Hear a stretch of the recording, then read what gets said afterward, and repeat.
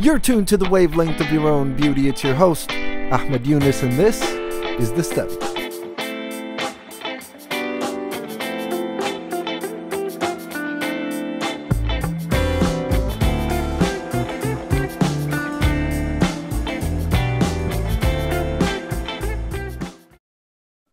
My brother, it is an absolute honor to have you on The Study.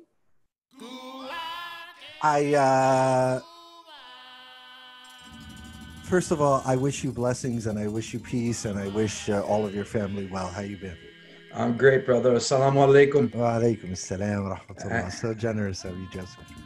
Thank you, brother. And as we say back home in, we Syrian Armenians say, ahlan wa sahlan. Ahlan beek, ahlan beek. It's good to see you, man. How was life? Life is interesting. 2020's been a hell of a year, as I'm sure you're very well aware of. You are now officially an Esquire. I am officially an Esquire. How does that feel? It feels good. It's a long time coming. You know, it's just one of those things. It's a long journey to get here, but I'm glad I'm here. And we just take it to the next level. So alhamdulillah, my man. I love that, dog. This guy is just always on. I absolutely love that. Okay.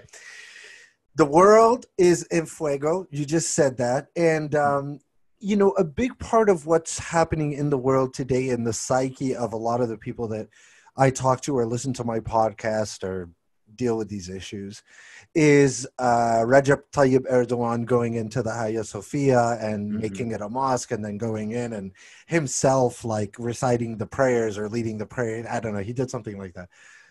And you as someone like who's a student of Middle East, and you also follow this podcast, so you know that I kind of broke it down and I was like, look, you know, there are different kind of like origin stories and these origin stories are competing, etc.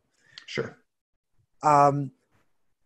Turkey as a nation has one major thorn in its reputation side history, right? And that is the genocide of Armenians in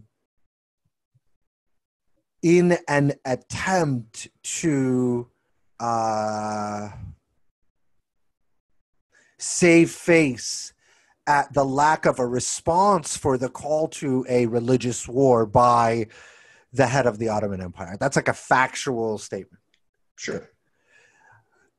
What I'm seeing is a lot of the people that I engage with really don't have that baseline knowledge on who are Armenians, what was the Armenian genocide, where are Armenians today, what are the threats that exist to Armenians today, and what is like the liquid anti-Armenian discourse that you're hearing because you have like the ears of an expert that you want us to be tuned into hearing. Like I was reading something from the president of Azerbaijan, I think it was, and he was talking about Armenians like they were talking about Jews before the Holocaust. You know, they control this and they control that and they're managing and they're hidden and all this. Okay.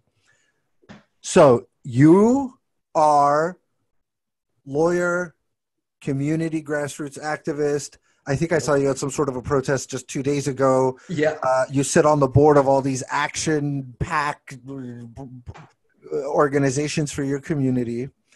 And I just felt like you should take this platform and just teach us. It would be my absolute pleasure, brother. As you know, I'm an LA kid. Born and raised. My parents immigrated from the Soviet Union in the 70s. Before that, my grandparents were born and raised in Syria. And before that, it was the Ottoman Empire. And that begs the question, how did this kid get to LA? Like, what am I doing here? You know? I mean, yeah, I speak my mother tongue. I'm very in tune with the Middle East. Usually my day starts off, you know, with opening my eyes, catching up on the news. You know, I'm following Lebanon really closely right now. I've been following Syria for years, obviously. And, you know, just the dynamic. And the biggest factor, as you brought it up, you know, being Recep Tayyip Erdogan himself, is it's a blast from the past. We're talking about the Ottoman era and this like concept of neo-Ottomanism that, you know, even in the modern Turkish Republic, which certainly has not been friendly to the Armenian nation and the Armenian cause, is bringing back the relics of Ottoman yore, which is basically like, we're hearing things like just 2 days ago, you brought up Azerbaijan because this is very relevant for those of your viewers who don't know. During the middle of a pandemic, the Azeri government launched attack onto Armenian territory, and the belligerence has gotten to a new level. And just 2 days ago, while addressing the media and the general staff of the Turkish armed forces and all the movers and shakers in Turkey, Erdogan basically threatened to finish what his ancestors had started. Now that's goofy because, first of all, Armenian genocide denial is an official Turkish state policy. It's something that is obviously a thorn at the side, like you mentioned, of the Turkish Republic today. It's a thorn at the side of Erdogan. And so let's start there then. Like, yeah, what was the Armenian genocide?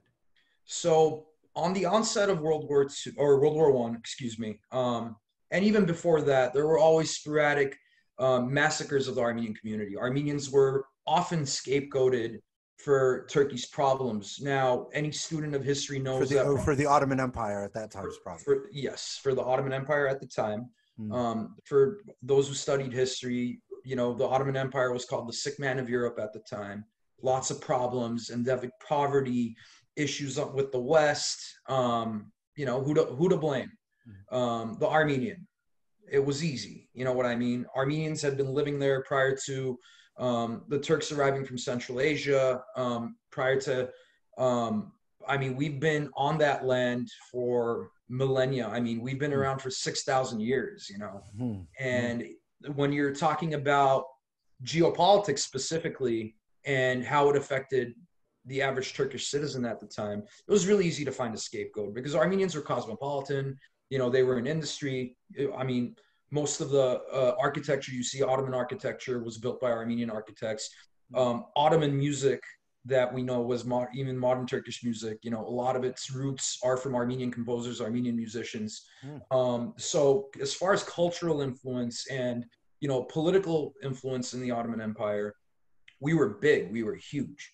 Now, fast forward, onset of war, it's really easy to scapegoat these Armenians. So what did they do? They rounded up, my ancestors. All my great-grandparents, by the way, are Armenian genocide survivors. They all were pushed into the Syrian desert to die. And, take it step by step. Tell us that story. So they somehow found all of the Armenians within the Ottoman Empire, or what does that look? I'm sorry to ask you to relive trauma, but I think it's really important for people to kind of hear this story. So all across Anatolia, which is, where the modern Republic of Turkey sits today, there were Armenians all over the place, starting from the Mediterranean coast, where my father's side is from, all the way to the central part of what is today Turkey, through all the way to the east, where my mother's side is from. So it wasn't difficult to find Armenians because we were classified as second-class citizens. By Turkish law, if you're Armenian, you're automatically a second-class citizen. So right on their documentation, aside from their names being Armenian names, which are really easy, they all end in IN or YN for the most part, it was really easy to find Armenians. And, at the time, with the struggle that was going on around the world, it was the perfect guys to take, what they perceived to be a troublesome group and basically begin to annihilate them. And that happened in two phases. Number one is able-bodied men in the military were completely disarmed. They were put on labor battalions. Most of them never came back.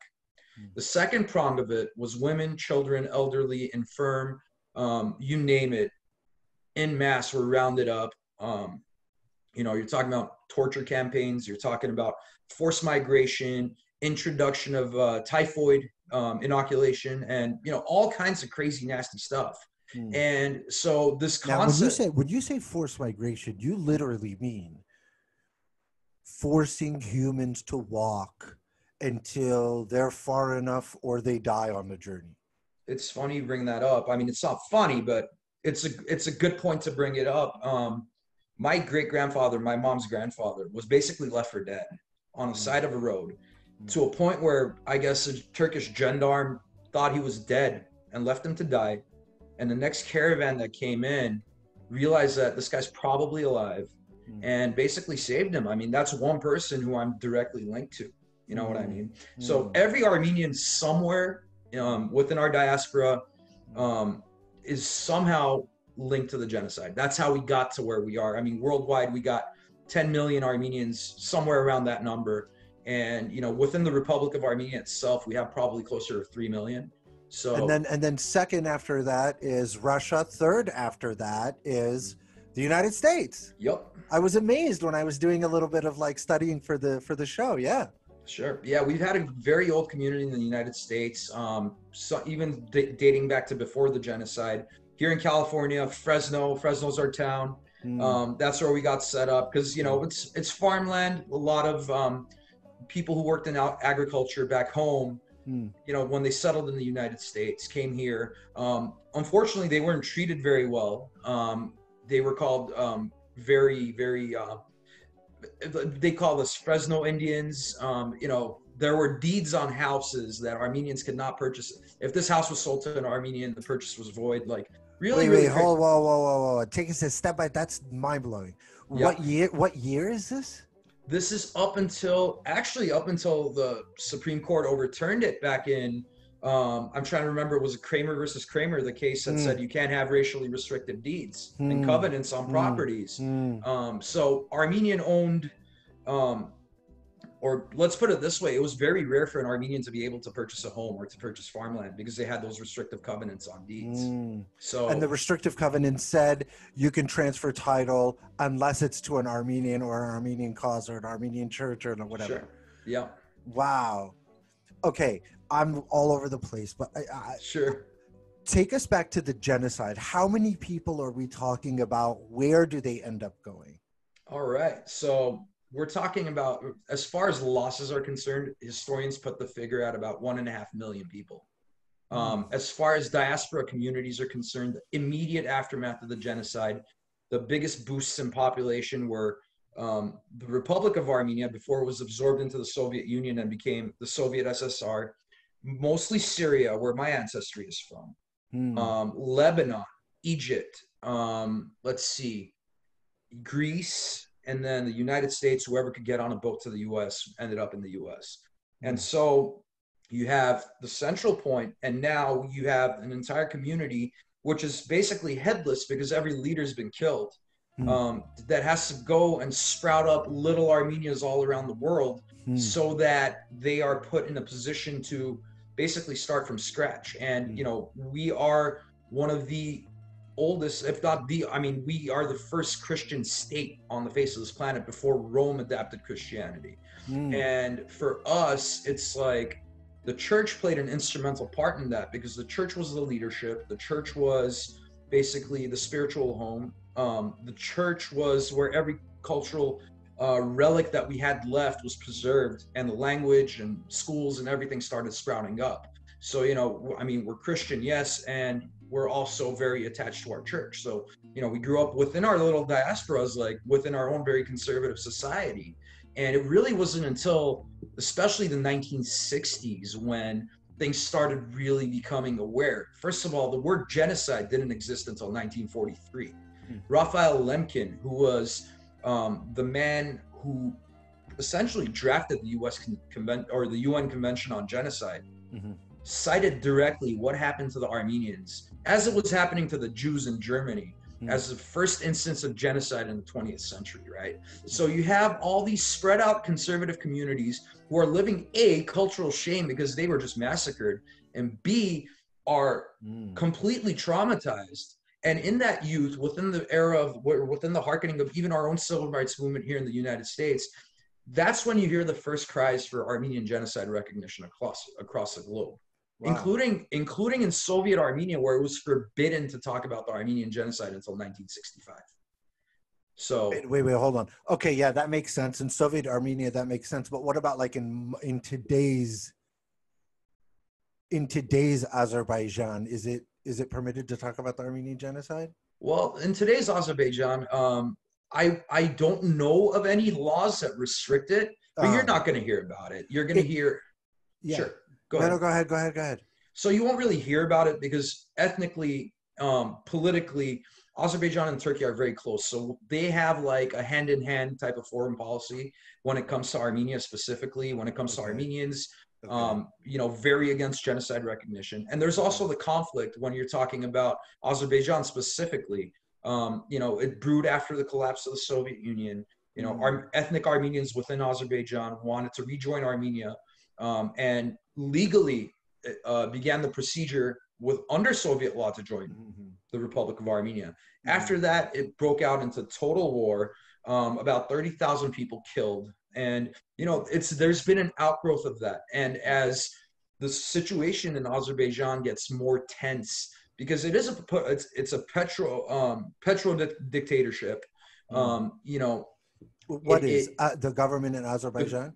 Exactly. It's because of natural gas or because of what? I mean, it is a dictatorship. So Ilham Aliyev, the president, it's a hereditary dictatorship passed down from his father, Haidar, who passed away, I want to say almost 10, 15 years ago. And the family has total control of the media. They have total control over politics, total control over the economy. Basically, it's like any other Soviet holdover, and the cult of personality is like, it's like watching Turkmenbashi out in Turkmenistan. That's my guy. That's my guy. Hey, man, Turkmenbashi is like one of the people I always crack about. You got him up there? No, but I have a Rahnama. Hold on.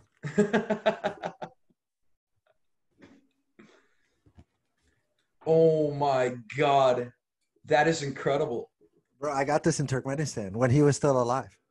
Where else would you get it, right? Yeah. I did a piece on it for the podcast. Turkmenistan is amazing. Okay, so it's like one of these Okay, next question. Sure.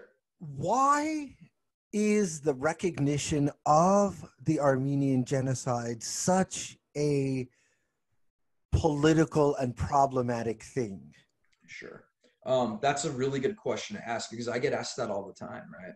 So first of all, what's the first thing that people think when they think of a great tragedy like a genocide, especially the people of a certain nation that could potentially be culpable in it or found to come to reckon with the truth that, hey, man, my ancestor probably killed somebody. So psychologically, that's a big issue, right? The average Turkish citizen does not want to accept the fact that, his grandfather or great-grandfather, burned down a village or something like that. That's like, I don't want to look at my own race and think somehow like, man, we effed up and we did this and we did that. So there's a psychological issue. Second, geopolitics, right? So when the Armenians, when you're evicting a bunch of Armenians, when you're kicking them off of what is their historical land where they lived for millennia, what is it that they want, right? So you're talking reparations, you're talking land exchange, you're talking about, the legal ramifications, the financial ramifications of having an Armenian show up into a Turkish court and claim what's rightfully theirs. So that's terrifying. That's a terrifying concept in and of itself, right? And the national psyche of Turkey, and specifically ethnic Turks, and I don't mean to sound racist because, and I want to be very clear about this because I have plenty of Turkish friends. I have plenty of friends who are minorities in Turkey that acknowledge and support us in our cause, in our endeavor. There are also people who are oppressed in Turkey, such as the Kurds, such as the Zazas, the Alevis, and Turkey as it stands today is very much at the forefront of trying to reclaim its Ottoman glory. So it's not a very sexy thing for Turkey to say, you know what? Yeah, let's reckon with our past. And we killed all these people because it could potentially lead to economic ruin. So there's all those aspects. Turkey being a huge member of NATO, having 800,000 troops, the second largest standing army in NATO, benefits a lot from the United States, from other NATO armies, other NATO militaries, and the military-industrial complex that's tied to it, right? So I'm an Armenian activist, right? I'm a regular guy. I'm sitting right here in Glendale, California. Some of the work that I do, I've never gotten paid a penny to be an Armenian activist. Everything I've done is volunteer, right? And I go up against companies like GE, like Northrop Grumman. I go up against the Israeli lobby. I go up against the Azeri lobby. I go up against the Turkish lobby. And I've been doing this for 10 years. Dude, I'm 32 years old. If you think about it, I got a life, God willing, I have a long life ahead of me, but I'm a baby and I'm going up against retired speakers of the House. I'm going up against, the might and money that our military industrial complex has, that corporations have, so it's a lot of work. And where it stems from is basically Turkey wanting to deny culpability. Now, fast forward to today, what do we got? We got Turkey in Syria. We got Turkey all over North Africa, right? And we got, Turkey in Iraq. They have a big issue with the Kurds. And within their own country, they have a big issue with freedom of the press, with the economy. So right now, they're kind of with their back against the wall. And the first thing they think about is, oh, we have our old fifth column, the Armenians. Like, it's so easy to just deflect blame there. Like, everything wrong in our country, in Turkey and Azerbaijan, is because, Joe in Glendale with a laptop is basically destroying our country. Not really the case, right? It's easy to scapegoat. And, we're in 2020. We live in a post-truth society. And it gets more and more goofy by the day, right? So, I mean, that's basically the rundown of like kind of how our battles are going back and forth all day, Where is it recognized? Like, where is the Armenian genocide recognized? All right, so 49 out of 50 states in the United States have recognized the Armenian genocide. The sole exception being Mississippi.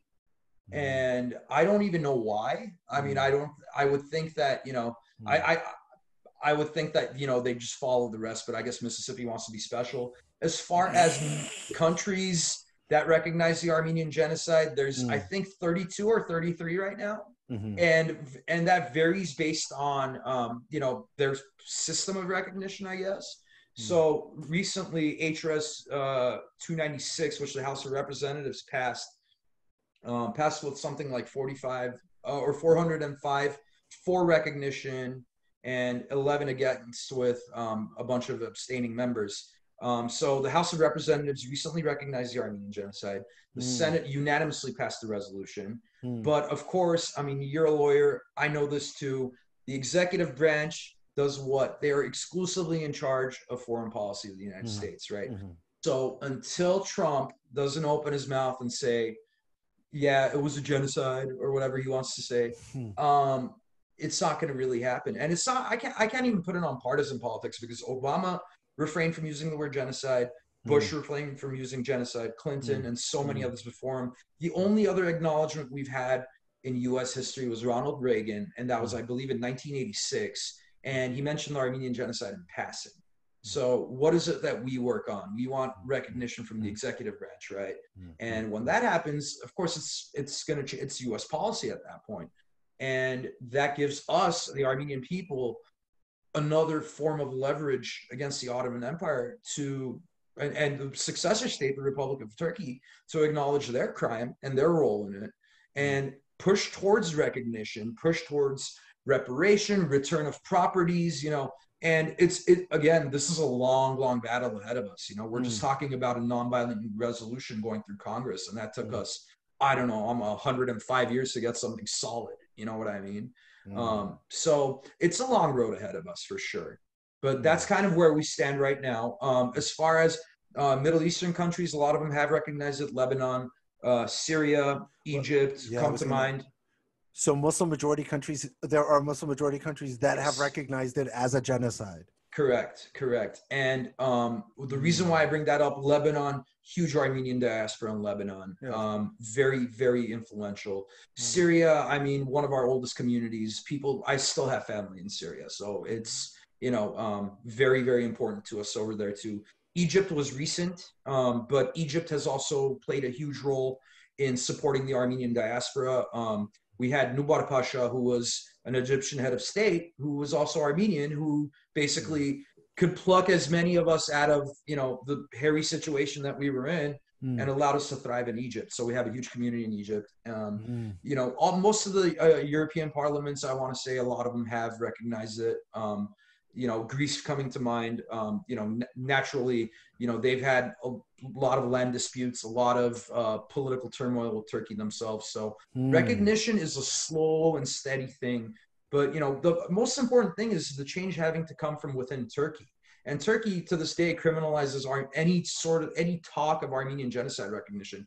Article 301 of the Turkish Penal Code makes it a crime to speak about the Armenian genocide because it insults Turkishness. And several people have been charged. What is that? I don't know what that is. Yeah. What's Turkishness? Insulting Turkishness. So anything that insults Turkish national pride is a punishable offense. That's how Turkey jails reporters. That's how Turkey jails journalists, political dissidents, any kind. The leader of the HDP, which is the pro-Kurdish, People's Party. He's sitting in jail right now. And Armenians are very supportive of that party. Armenians in Turkey and Armenians outside Turkey. Because the party's platform has already recognized the Armenian genocide and wants to make that a big agenda item in Turkey. And for the first time in a long time, they had enough votes within Turkish parliament to get a few seats. But I think, I don't know exactly how many deputies they have, but they're really kind of the Armenian voice in Turkey. And yeah. Take me to, this is fascinating, man. Okay, so we have a genocide. We have a successor state. That successor state is kind of making moves, gaining power. You're on this kind of righteous journey to get a recognition of the injustice that happened to forefathers, really. I mean, it doesn't go back enough to ancestors. It's like very recent history. In the meantime, Armenian culture has come to fruition very kind of organically around the world. You mentioned Lebanon, obviously in Egypt. Like if you were to interview my dad, I'd tell you, yeah, the guy here was Armenian, and the guy that I used to do this with Armenian, and the guy that built this for me is Armenian, right? Like they're normal. Talk a little bit about Glendale and Southern California and System of a Down and Sarkis and Zanko and like talk the Kardashians. And can you give us a little bit of an insight to the uniquely American, right, Southern California, Armenian cultural development? So like you brought up System of a Down, I went to the same high school they did. So we all kind of sprouted around. What is that, Pilibos? Yes, sir. That is definitely Pilibos. Bro, West Side, bro. West Side, all day. West Side. Shout out Nurses Bezdjians, my best friend. That's amazing. Oh, man. I wonder if he's related to the Bezdjians grocers. Let's not talk about the family because, if they're known to be rolling with me, we want them to stay safe. But yeah, sure. Yeah. I'll introduce you to them. All right, go ahead. So the community, it's really funny, right? So there was a confluence of world events that all happened to transpire at the same time. We're talking the late 70s. For the first time, Soviet Armenians are allowed to leave Soviet Armenia. That's my parents. They have a chance to get the hell out. First, they come out as religious and political refugees. You're leaving a atheist state for, religious freedom. You're leaving political repressions for freedom. So my parents get here. My friends from Lebanon, right? 1976, Civil War. They start leaving and start coming in mass. You have the Iranian Revolution in 79. So you have all these Armenians from Iran flocking out in numbers. And everybody came. Armenians from Iran. Okay. From Iran, yeah. And if you ask them, they'll tell you they have the best Armenian barbecue. But no. We got it the best. Yeah. Okay. So all these people descend on SoCal. All these people descend on SoCal at once, right? So you already have a sizable community at that point, but before the influx, I'm talking, you have one or two churches, you have one or two schools, a couple of businesses here and there, and a lot of these people were semi-established. All of a sudden, boom. The community has like this influx from all over the place. And it's like this new cultural renaissance begins in the streets of Hollywood, where you have these artists that are coming over from Lebanon, from you have these musicians coming over from Armenia, and they're, you know, starting to record albums. So like you start getting new Armenian music, which isn't so, you know, depressing. Like, you know, we survived a genocide and all that kind of stuff. You're going into pop. You know, you're swapping out the ouds for electric guitars, and you know your little. You should tell the audience that you are a master musician of many instruments. You're a drummer, right? And then you fanned out, or no, other way? I'm a piano player, right? Yeah, so the old joke goes that if you take out a piano player's brain, he can still play the drums. So that's what happened to me. And then I taught myself how to play guitar, bass guitar, drums. Let's see. Cool. I dabble on the oud. I'm not that great on it. I play the saz, which is Turkish. Yeah, of course. Bouzouki, and a lot of, you know, whatever I could get my hands on. I mean, I don't have much time these days, but I still try to jam as much as I can. I think Nasir Shema's school teaches the saz. There's an Arab music version of the saz. Yeah, that's really cool. Okay, so new music is popping up. Pop music. We're not crying about like the you know what I mean? Like we're not. Yeah. All of our culture is not a culture of mourning. We now want to like have joy. Okay, good. Exactly, and with that comes our entrance into LA. So then there's a second wave. The Soviet Union collapses, right? And you have this community at that point that's probably swelled up to about 200,000 people, like double in size, like overnight. And you have all these people coming over who already have family here. So the community starts branching out. We're really involved in Glendale. We're really involved in Hollywood. And then it's Burbank and North Hollywood and Montebello and, you know, all the way, you know, hitting down to the OC out to you know, even Torrance. Like we start spreading out everywhere, right? And that's when you see the restaurants coming up. You have your Zanko chickens and you have your, bomb. You know, oh, yeah. Hey, Zanko Chicken, if you'd like to support this podcast, we're very smart people and we're down. Yeah, Zanko Chicken is bomb. What else? Let's see. I mean, all the great food joints. So Carousel, you got Falafel Araks, which, you know, best falafel in town, hands down. Wow. I would argue that they give Zanko a run for their money and everything. Still the same location. Bro, we got to do like a cultural tour for the podcast when the COVID thing is over. I'm totally down. We'll like bring a film crew and we'll do it. Like we'll get like a convertible lowrider and we'll like do Glendale.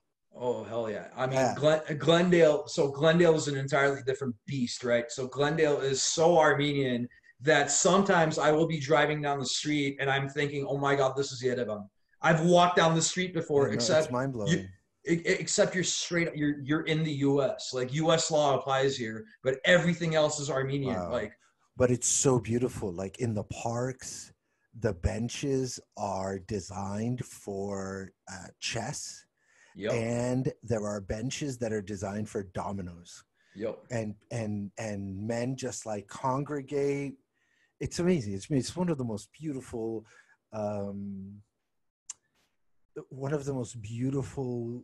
cultures and ways of being. I studied with a brilliant scholar. Her name is Suzanne Suhu. I studied with her when I did my PhD at Chapman. And she's an expert in like culturally specific research methodology, decolonizing research methodology. And Suhu always says, when you walk into a room, you walk with all of your ancestors. And when you speak, all of your ancestors hear what you say. And, you know, I think about you when I hear or say that phrase. And the awesome thing about you is you're hard on like the political piece, which I know a lot of Armenian Americans are not. They reject. They feel like, yo, just leave me alone. I want to like do my thing and like stop being so annoying. And you're hard on like the cultural knowledge piece, which is so beautiful. And you're hard on like that artistic vibe. So I salute you for being amazing.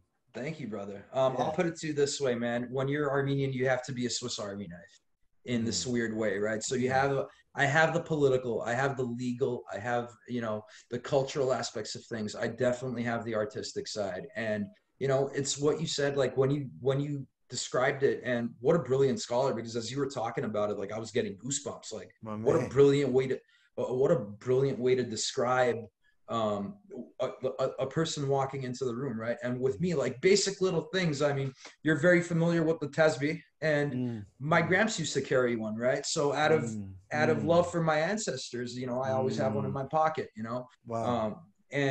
Just how many beads things. does that have on it? 33. This was 33. Yeah, 33. Wow. So that's beautiful, man. So here's a little anecdote. So what we did, a lot of the Ottoman Armenians, Syrian Armenians, so everybody who, you know, post-genocide, we have our, you know, our little, we recite our own prayers because they're prayer reads. Really? On the 33? Yep, on the 33. That is beautiful. Yeah, wow. On the 33, we recite our own prayers.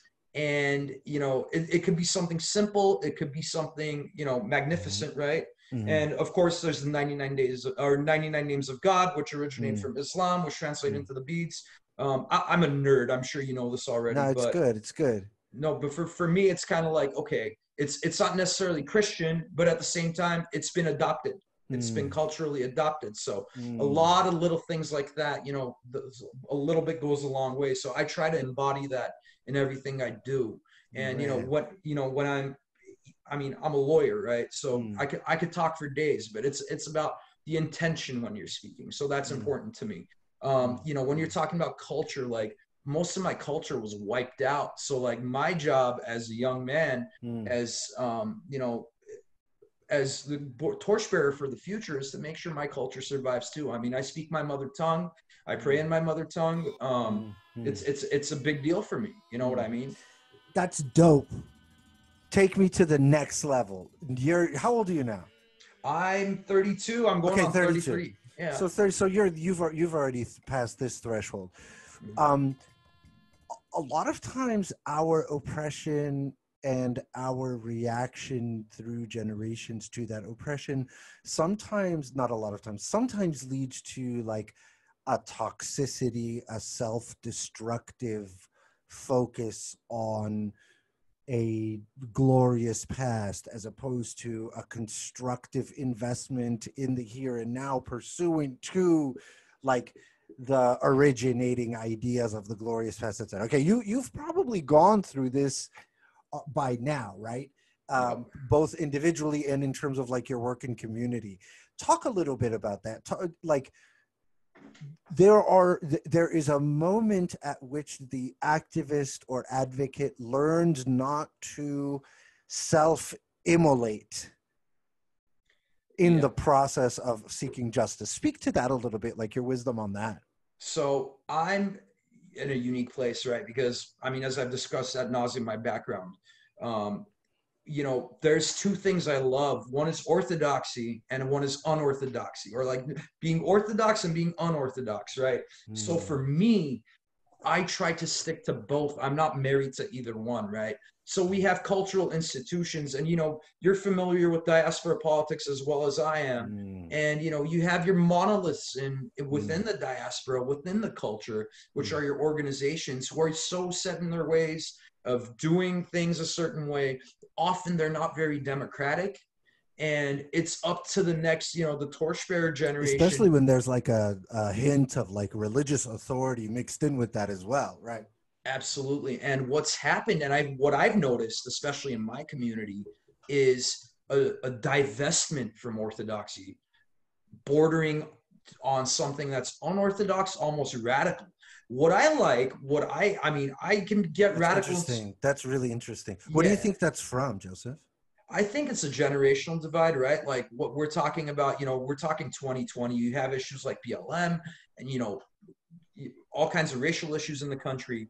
And you have a very traditional community, let's say. So they're used to dealing with things a certain way, or not used to talking about uncomfortable things. And then you have our generation, you know, who, you know, I mean, I didn't exactly grow up in the streets, but I grew up with a lot of people who did grow up in the streets, and their mentality and their mindset and their trauma and their oppression. And as a genuine ally, you have to absorb that. And to speak to that is understanding that history repeats itself. You know, it's not just quoting Martin Luther King. It's literally, what am I seeing in the streets? What's going on right now that I could take back to my community, that I can mobilize and to put a united front with other communities? Like in my community, people talk a lot about, you know, coalition building. Like they talk a lot about it. Well, you could talk about it, and here I am. I'm on the study with Ahmed Yunus, and I'm building coalitions. Like, I'm not talking about it. I'm doing it, you know? And it's little things like that. So it's the Orthodox and the unorthodox. You got to get out of your comfort zone. I mean, I wear this shirt. I'll show you what I'm wearing right now. I got Malcolm X right here. And even this shirt raises eyebrows. Yeah. Dude, it's 2020. Yeah. It's so raising eyebrows too. And it's little things like that. You know what I mean? And a lot of, here's an interesting factoid. So the Black Panther Party, for instance, they had an Armenian lawyer.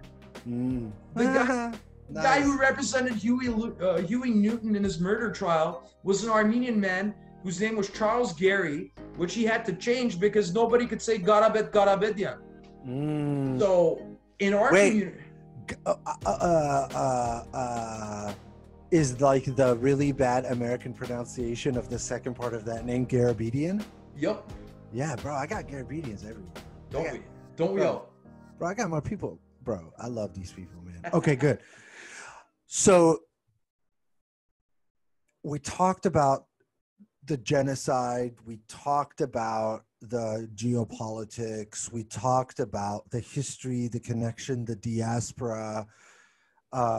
We talked about kind of the uniqueness of Glendale and SoCal culture. I had no idea about Fresno. I had no idea that Armenians in their early coming to the United States were discriminated against specifically through a series of legal mechanisms. What else? What should people know, man? You know what? What's lacking in the world today? Yeah, just give it to them. And this is something I hate to see. I see it in my community. I see it in communities across the United States. We need to get back to love people. And it's not just this concept, like this abstract concept. You know what? If your neighbor has something they're complaining about, listen to them. Have a little bit of respect. Hear them out.